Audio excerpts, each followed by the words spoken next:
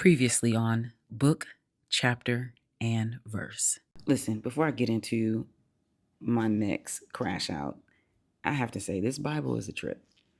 I was just reading it and I just don't understand the level of patience that God has with his children. I really don't.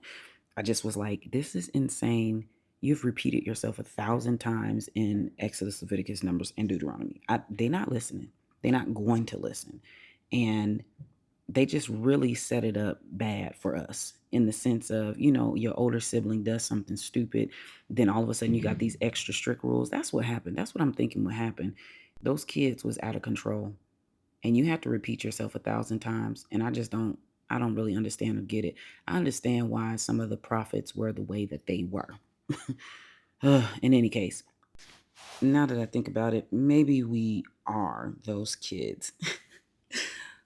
Thank God for his grace and mercy. Let's look at my top 10 biblical crash outs.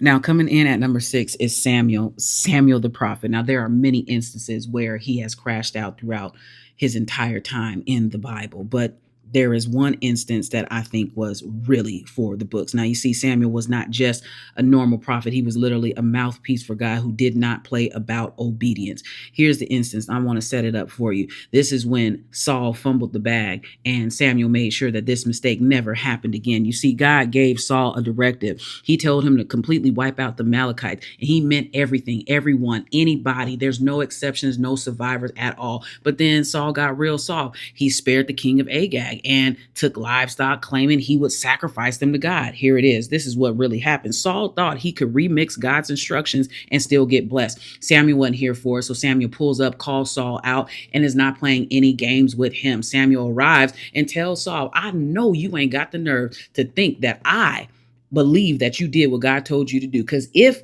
you did do what God told you to do, I wouldn't be out here hearing the bleating of sheep in my ears. And so here's the real crash out moment. This is what really happens. Saul didn't do it, didn't have the heart to do what God told him and commanded him to do. So Samuel said, fine, I'm going to do it myself. Here it goes. You got the king of Agag. He walks out. He thinks everything is straight. But big mistake. Big mistake. Whenever you see Samuel, you better know something getting ready to happen.